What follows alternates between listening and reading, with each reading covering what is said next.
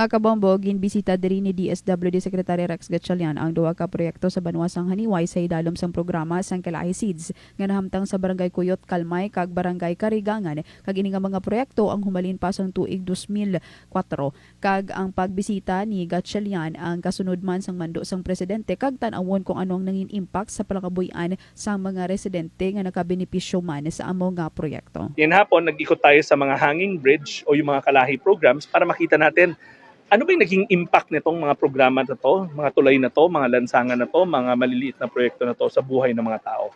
Kasi naaprubahan na ng ating Pangulo yung next na yugto ng pondo for next year. Gusto natin malaman ano at saan pa tayo makakatulong.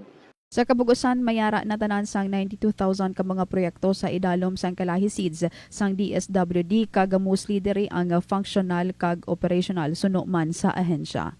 Direkta diri sa banwasang Janiuay ini si Bombo Pauline Dimitili Pilioran. This is Bombo Radio Philippines, the #1 and most trusted source of news and information. Basta Radio, Bombo!